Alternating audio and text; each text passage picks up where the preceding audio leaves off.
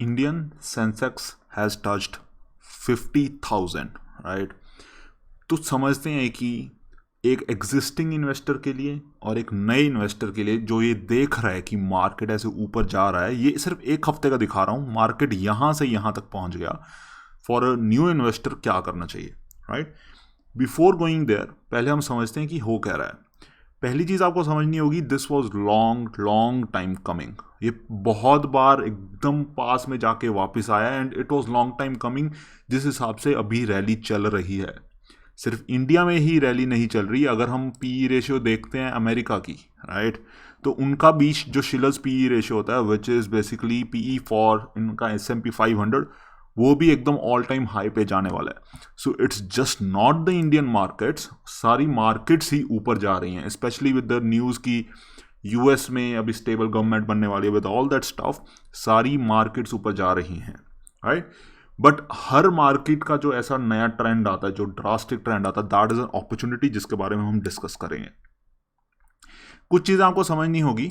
अगर हम देखते हैं कि जब भी मार्केट ओवर वैल्यू होती है, there is a little bit of correction, right. तो यहाँ पे देखोगे कि करेक्शंस होती है जब बहुत ज़्यादा ऊपर चला जाता है। आज भी हमने देखा कि ये ट्राई कर रहा था करेक्ट करने का, but there was a lot of momentum behind it, तो ये वापस ऊपर जा रहा था।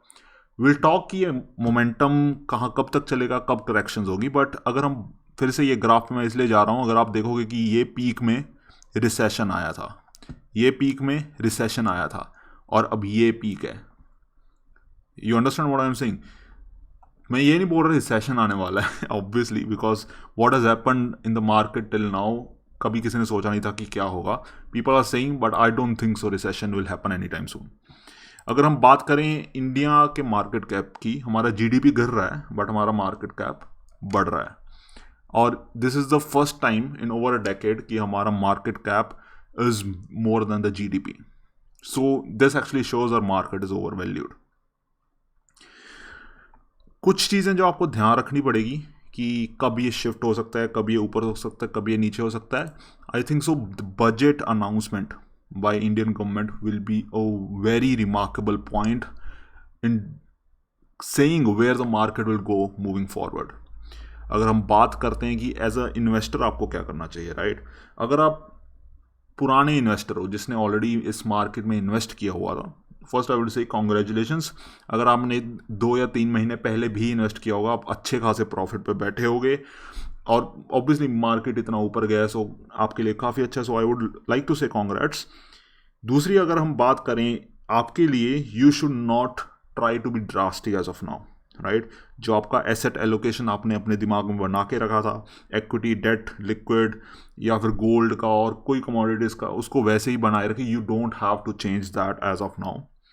अपना रिस्क प्रोफाइल ना चेंज करें। आप देख रहे हो कि मार्केट ऊपर जा रहा है, so don't try to be aggressive in this market कि मैं और ज़्यादा रिस्क उठाऊंगा and I try to book profits. Don't do that right now. ये वो टाइम नहीं है अभी।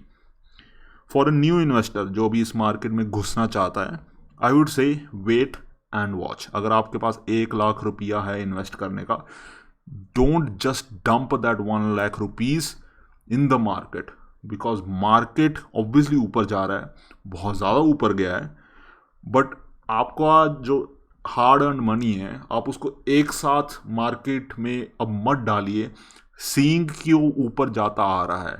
There is a high chance कि इसमें थोड़े बहुत करेक्शंस होंगे, ड्रास्टिक करेक्शंस नहीं होंगे, दैट इज़ विजिबल जैसे मार्केट मूव कर रहा है, but there can be a decent amount of corrections. आप उस अपॉर्चुनिटी का वेट करके डाल सकते हैं। अगर आपको फिर भी डालना है, I would say slowly get into the water, धीरे धीरे डालिए, एकदम से तो बिल्कुल ही मत डालिए। ये तो हमेशा ही ट्रू होता है कि never go all in at once, फिर वो गैम्बलिंग हो जाती है, फिर वो एजुकेटेड नहीं होता। थोड़ा सा पढ़िए, धीरे धीरे आइए मार्केट में, घुसिए मत सीधा।